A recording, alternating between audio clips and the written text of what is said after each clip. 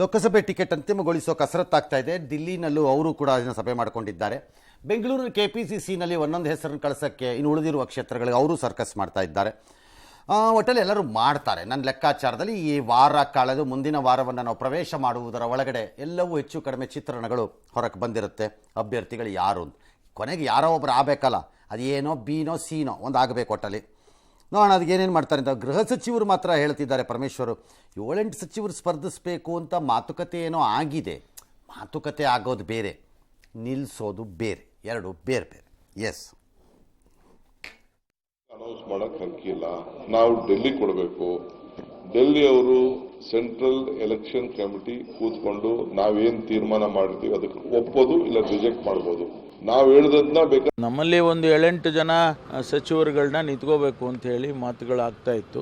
ಪಕ್ಷದ ಹಿತದೃಷ್ಟಿಯಿಂದ ಯಾರು ಒಪ್ಕೊಳ್ತಾರೆ ಅವರನ್ನೇ ನಿಲ್ಲಿಸ್ತಾರೆ. ಅವರು ಬೇಡ ನನಗೆ. ಕಾಂಗ್ರೆಸ್ಸಿನಲ್ಲಿ BJPನಲ್ಲಿ ಇಲ್ಲಿಂದ ಲಿಸ್ಟ್ ಕಳಿಸಿ ಅಲ್ಲಿ ಬದಲಾಯಿಸಿ ಕಳಿಸೋದು ಭಾಳ ಕಾಮನ್ನು. ಯಾಕಂದರೆ ಇಲ್ಲಿಂದ ಕಳಿಸಿರೋದಲ್ಲ, ಈಗ ಮೀಟಿಂಗಿಗೆ ಹೋಗಿರೋರಿಗೂ ಗೊತ್ತಿಲ್ಲ ಯಾರಿಗೆ ಟಿಕೆಟ್ ಕೊಡ್ತಾರೆ ಅವರಿಬ್ಬರು ಅಂತ. ಅದು BJP ಪರಿಸ್ಥಿತಿ. ಬಟ್ ಇವತ್ತಿನ ಕಾಂಗ್ರೆಸ್ ಪರಿಸ್ಥಿತಿನಲ್ಲಿ ನನಗೆ ಇಲ್ಲಿಂದ ಸ್ಟ್ರಾಂಗ್ ಆಗಿ ನೇಮ್ ಮೂವ್ ಆದರೆ ಹೈಕಮಾಂಡ್ ಲೆವೆಲಲ್ಲಿ ಅದನ್ನು ಭಾಳ ಚೇಂಜ್ ಮಾಡುವಂತಹ ಶಕ್ತಿ ಇದೆ ಅಂತ ನಾನು ಅಂದ್ಕೊಂಡಿಲ್ಲ. ಕರ್ನಾಟಕದ ಕಾಂಗ್ರೆಸ್ ಪರ್ಟಿಕ್ಯುಲರ್ಲಿ ದಿ ಅಧ್ಯಕ್ಷರು ಮತ್ತು ಚೀಫ್ ಮಿನಿಸ್ಟರ್ ಇವರೆಲ್ಲ ಕೂತ್ಕೊಂಡು ಮಾಡೋ ಫೈನಲ್ ನೇಮು ಅವರು ಒಪ್ಕೋತಾರೆ. ಐ ಡೋಂಟ್ ಥಿಂಕ್ ಅವರು ಅದನ್ನು ಚೇಂಜ್ ಮಾಡಿಸೋ ಪರಿಸ್ಥಿತಿನಲ್ಲಿ ಇಲ್ಲ ಕಾಂಗ್ರೆಸ್. ಎಸ್, ಮತ್ತೊಮ್ಮೆ ಸಂವಿಧಾನ ಬದಲಾವಣೆ ಮಾತಾಡಿದ ಸಂಸದ ಅನಂತಕುಮಾರ್ ಹೆಗಡೆ ವಿರುದ್ಧ ಭಾರಿ ಆಕ್ರೋಶ ವ್ಯಕ್ತವಾಗ್ತಾ ಇದೆ. ಸಂವಿಧಾನ ಏನಾದರೂ ಬದಲಾಯಿಸಿದ್ರೆ ದೇಶದಲ್ಲಿ ರಕ್ತಪಾತ ಆಗುತ್ತೆ ಅಂತ ಸಿಎಂ ನೇರ ಎಚ್ಚರಿಕೆ ಕೊಟ್ಟಿದ್ದಾರೆ. ಅನಂತಕುಮಾರ್ ಹೆಗಡೆ ಮಾತು ಬಿಜೆಪಿಯ ಹಿಡನ್ ಅಜೆಂಡಾ ಅಂತ ಡಿಸಿಎಂ ಆಪಾದಿಸಿದ್ದಾರೆ. ಸಂಸದ ಹೆಗಡೆಯನ್ನ ಹುಚ್ಚ ಅಂತ ಸಚಿವ ತಂಗಡಗಿ ಜರೆದಿದ್ದಾರೆ. ಈ ಎಲ್ಲ ಬೆಳವಣಿಗೆಯಿಂದ ಬಿಜೆಪಿ ತೀವ್ರ ಮುಜುಗರಕ್ಕೆ ಒಳಗಾಗಿದೆ. ಹೆಗಡೆ ಹೇಳಿಕೆಯಿಂದ ಅಂತರವನ್ನು ಕಾಯ್ದುಕೊಂಡಿದೆ. ಬಿಜೆಪಿ ಈಗ ನೇರವಾಗಿ ಅನಂತಕುಮಾರ್ ಹೆಗಡೆ ವಿರುದ್ಧ ಆಕ್ರೋಶವನ್ನು ಕೂಡ ಹೊರಹಾಕೋದಕ್ಕೆ ಶುರು ಮಾಡಿದೆ. ಇದರಿಂದ ಸಂಸದ ಹೆಗಡೆ ಕೋಪ ಮಾಧ್ಯಮಗಳ ತಿರುಗ್ತು. ಮತ್ತೆ ನಾಲ್ಗೆನ ಹರಿಬಿಟ್ರು. ಒಂದು ವೇಳೆ ಸಂವಿಧಾನ ಬದಲಾವಣೆ ಮಾಡತಕ್ಕಂಥ ಕೆಲಸ ಮಾಡಿದ್ರೆ ಈ ದೇಶದಲ್ಲಿ ರಕ್ತಪಾತ ಆಗ್ತದೆ. ಸರ್ವಾಧಿಕಾರಿ ವ್ಯವಸ್ಥೆ ತರಬೇಕು ಅಂತಕ್ಕಂಥದ್ದು ಅವರ ಉದ್ದೇಶ. ಬಿಜೆಪಿ ಅವರು ಹೆಂಗೆ ಪರ್ಸನಲ್ ಅಂತ ಹೇಳಕ್ಕಾಗ್ತದೆ? Why they kept him in the BJP? ಏನ್ ಆಕ್ಷನ್ ತಗೊಂಡಿದ್ದಾರೆ? ಅವ್ರೇನು ಎಕ್ಸ್ಪೆಲ್ ಮಾಡಿದಾರಾ? ಏನು ಎಕ್ಸ್ಪೆಲ್ ಮಾಡಿದ್ದಿಲ್ಲ.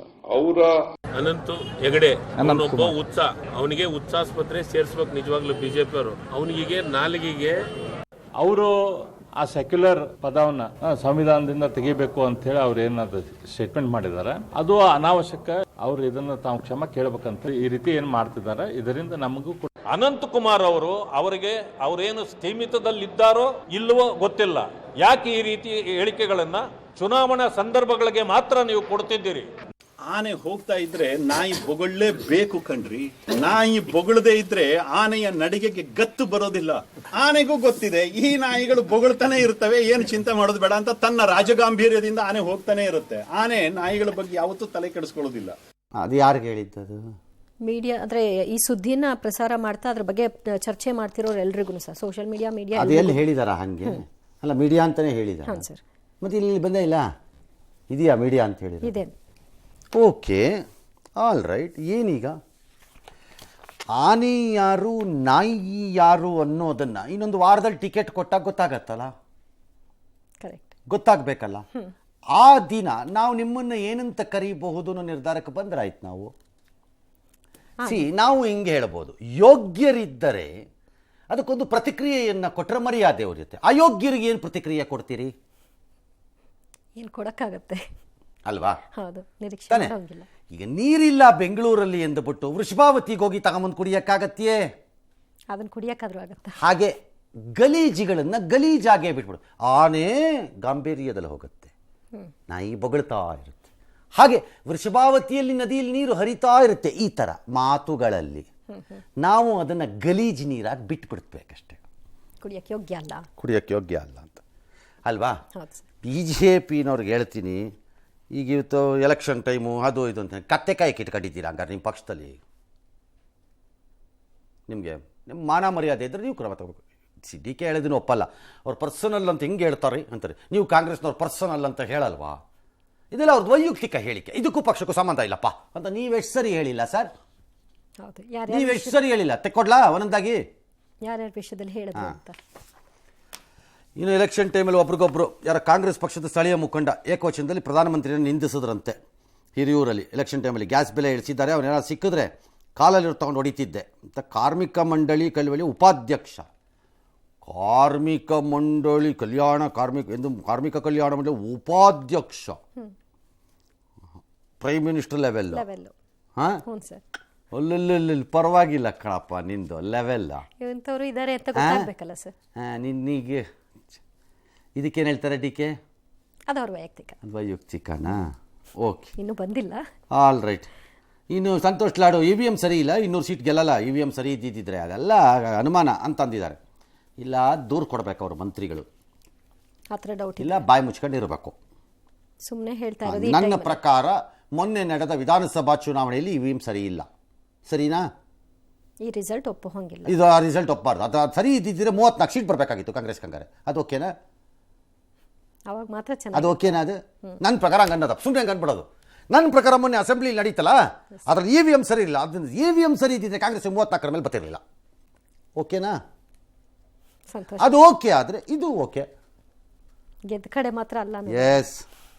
ಇನ್ನು ಎಲೆಕ್ಷನ್ ಬಾಂಡ್ ವಿಚಾರದಲ್ಲಿ ಮಹತ್ವದ ಬೆಳವಣಿಗೆ ಆಗಿದೆ. ಎಲೆಕ್ಷನ್ ಬಾಂಡ್ಗಳ ಮಾಹಿತಿ ಕೊಡಲು ಜೂನ್ 30ರವರೆಗೂ ಗಡುವು ಬೇಕು ಅಂತ ಕೋರಿದ್ದ SBIಗೆ ಸುಪ್ರೀಂ ಕೋರ್ಟ್ ತಪರಾಕಿಯನ್ನು ಹಾಕಿದೆ.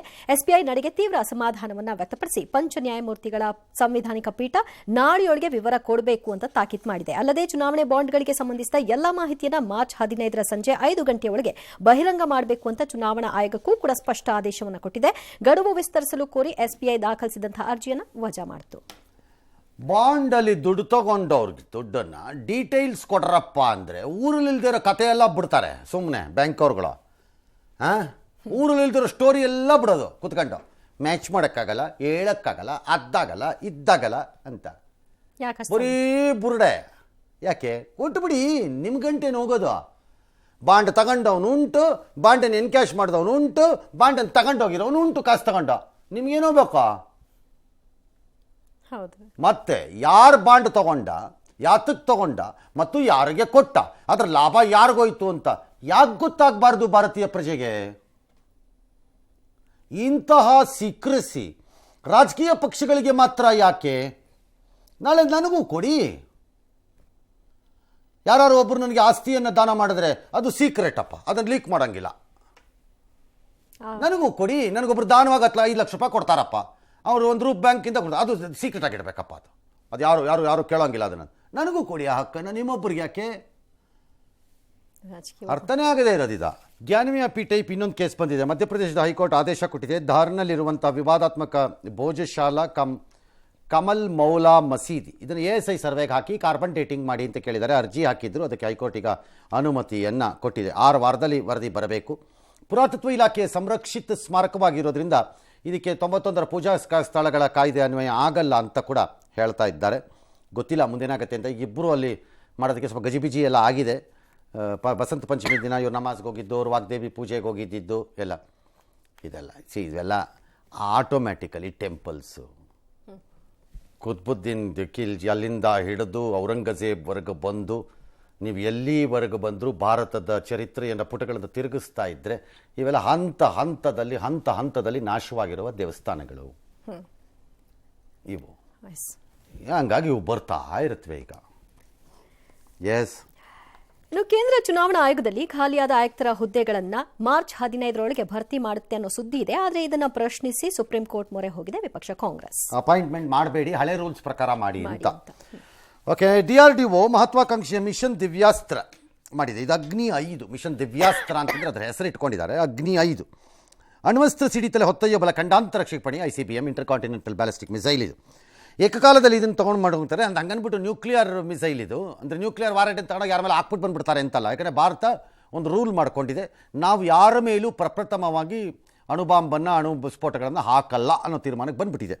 ಹಾಗಾಗಿ ಇದೊಂದು ಡೆಟರೆನ್ಸ್ ಆಗಿ, ಅಂದರೆ ನಮ್ಮ ಹತ್ರನೂ ಇದೆ, ಬಿ ಕೇರ್ಫುಲ್ ಅನ್ನೋದಕ್ಕೆ ಒಂದು ಅದ್ಭುತವಾದ ತಂತ್ರಜ್ಞಾನ ಇರಬಹುದಾದ ಅಗ್ನಿ 5 ದಿವ್ಯಾಸ್ತ್ರ ಅಂತ ಮಾಡಿದ್ದಾರೆ.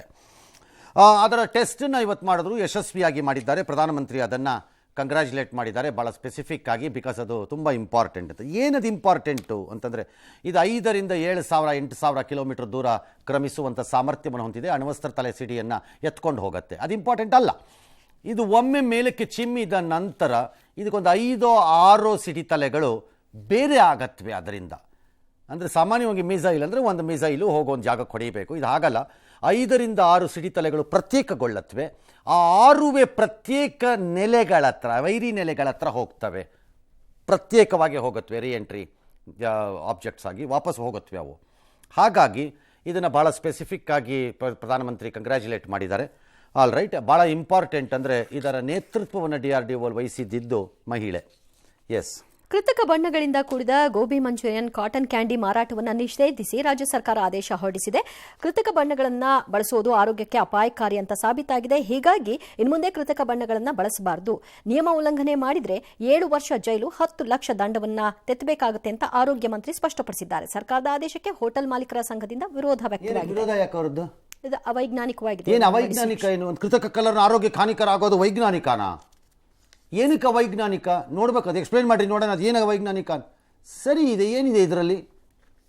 ಜನರ ಆರೋಗ್ಯದ ಮೇಲೆ ಏನಿದೆ ಅದರಲ್ಲಿ? ಅವೈಜ್ಞಾನಿಕ ಏನು ಬಂತು? ಮಣ್ಣು